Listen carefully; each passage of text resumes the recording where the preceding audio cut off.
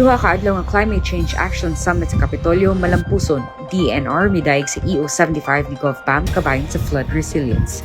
Kini uban pang balita diri sa atong Subo Weekly Roundup.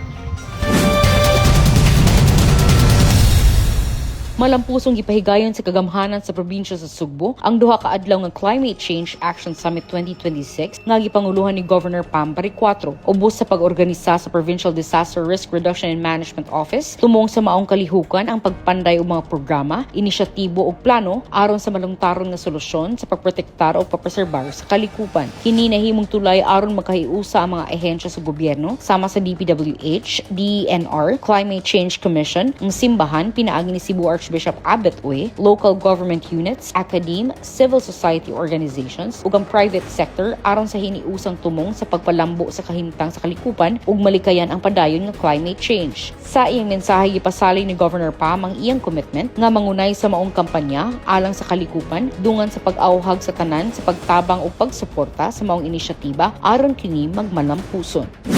Giday sa Department of Environment and Natural Resources ang Executive Order No. 75 ni Governor Pam Baricuatro kabahin sa flood resilience diin ilang gihulagway nga labing unang polisiya sa iyang matang sa tibuok nasod. Matod ni DNR Undersecretary Carlos Primo David kinsa mitambong sa gipahigayon nga Climate Change Action Summit dinhi sa Sugbo, komprehensibo ang maong executive order nga naghisgot sa integrated water resource management, flood hazard zoning, no-build zones, papasig-uli sa kinaiyahan ug mga early warning system. Nang hinaot si David nga kini sundod usab sa laing mga lokal nga gamhanan o probinsya sa nasod.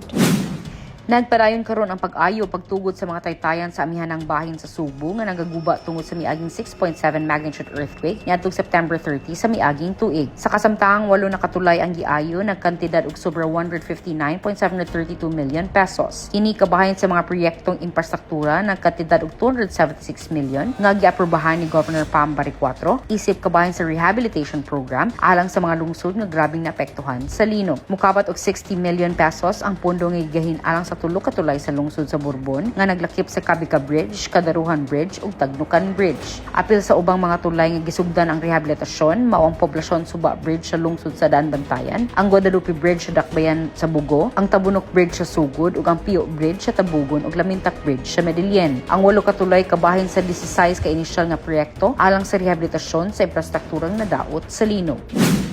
Nakikita si Governor Pam Baricuatro kuy ang mga kaubanan sa Kapitolyo didto ni Department of Budget Management Secretary Roland Toledo didto sa kauluhan aron hisgutan ang 360 million nga pondo alang sa infrastructure project sa probinsya ug nakadawat sila og pasalig nga suportahan kini. Giapil usab sa DBM ang posibilidad sa dugang na pondo labi na sa pag-ayo sa mga eskwelahan ug dalan nga nadaot sa linog. Sa laing bahin nakimiting usab ang gobernador sa Bases Conversion and Development Authority sa New Clark City aron tukion ang mga plano sa kalambuan, pamuhunan ug smart city innovations nga mahimong i-apply sa probinsya. Nagsugod na po ang Cebu Provincial Government sa pagpangandam alang sa dako nga rollout sa electric buses aron matubag ang kakulang sa enerhiya ug papauswag ang public transportation sa probinsya ug mga isla niini. Nakikita si Governor Pam dito sa kauluhan uban sa iyang team sa mga opisyal sa Global Electric Transport Philippines nga gipanguluhan ni Freddy Tinga ug Frankie Enriga aron hisgutan ang maong proyekto. Sa ilang panaghisgot, gipatun-an ang pagtinabangay aron masulbad ang energy crisis samtang ginabag ang transport system sa Sugbo ug gipasiugda ang dakong papel sa mga transport cooperatives sa kalampusan sa maong programa.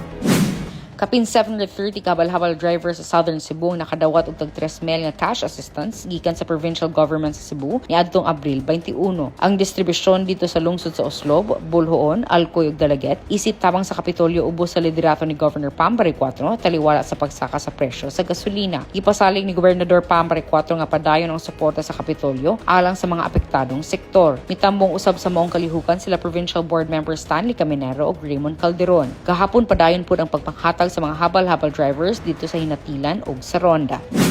Gisaulog sa Cebu Provincial Government ang Solo Parents Week niadtong Abril 20 pinagi sa usa ka adlaw nga kalihukan nga gipahigayon sa Capitol Social Hall. Ilham sa administrasyon ni Governor Pam Baricuatro gibalik ang selebrasyon sa Kapitolyo nga nagpasidungog sa kahago ug sakripisyo sa mga solo parent. Ang kalihukan nga gitambungan usab ni Provincial Board Member Lacambini Reluya adunay poster making, TikTok dance, talent show ug forum bahin sa financial literacy ang gipahigayon diin gikalipay kini pag-ayo sa mga masalmot nga mga solo parent.